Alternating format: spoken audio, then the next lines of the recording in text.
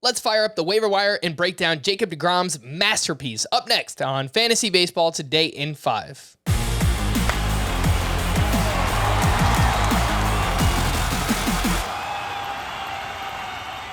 Welcome into FBT in 5. As always, make sure to follow and stream us on Spotify. Today is Monday, August 8th. I am Frank Samfeld, joined by Scott White. And let's start off with some waiver wire pitchers from this weekend. Reid Detmers has now allowed 2 earned runs or fewer in 5 straight starts. He has been awesome during that stretch. A 1.16 ERA, 0.94 whip, over a strikeout per inning. George Kirby turned in his first quality start since July 2nd. 6 innings, 1 run, 8 strikeouts to 0 walks in that one.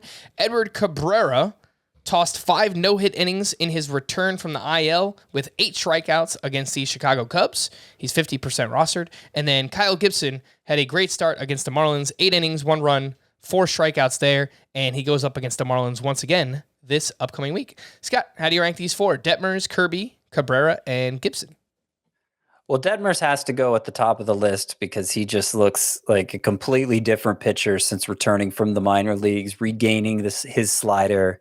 The velocity's up on it, and really just the effectiveness is up on it. You know, in those 5 starts, a 1.16 ERA, also 14% swinging strike rate, well more than a strikeout per inning.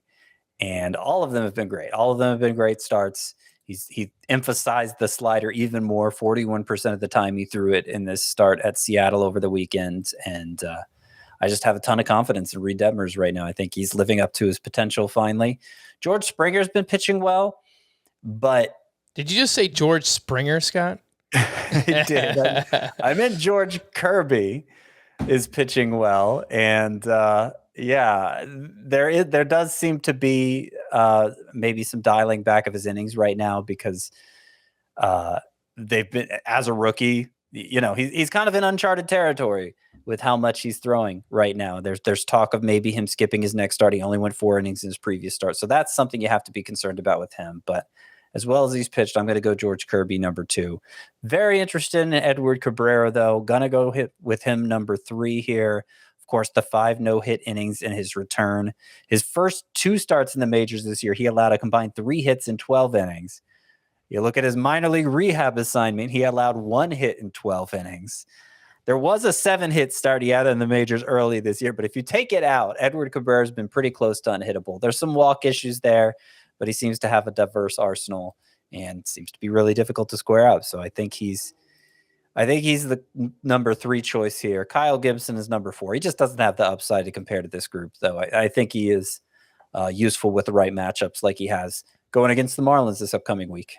Let's talk about Jacob DeGrom, who was about as dominant as you will see him once again here on Sunday. He took a perfect game into the 6th inning against the Atlanta Braves. The final line, 5 2/3, 1 hit, 2 runs allowed, 12 strikeouts to just 1 walk, 25 swinging strikes on 76 pitches. Just insane stuff from Jacob DeGrom, Scott. And look, you can fall on 2 sides of the coin here because I understand why you would want to keep him around when you see the upside like this, but I think he is about the biggest injury risk in fantasy baseball right now. So would you use this start, as we've talked about a lot recently, to try and flip Jacob DeGrom while he's healthy?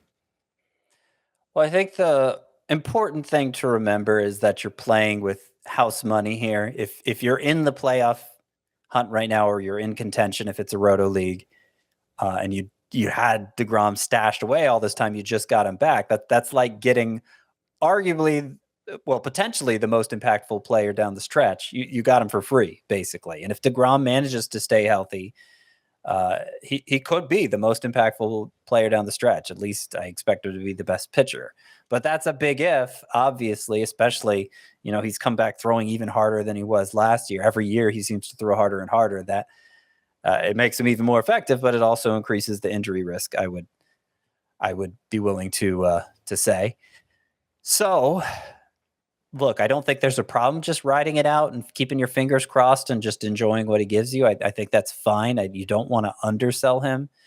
I would probably at least shop him to see what I could get, but I would want to be overwhelmed by the return, knowing how impactful DeGrom could be. I think I would need like a top 15 starting pitcher like a Max Fried, and maybe also a good bat like a Teoscar Hernandez, somebody like that.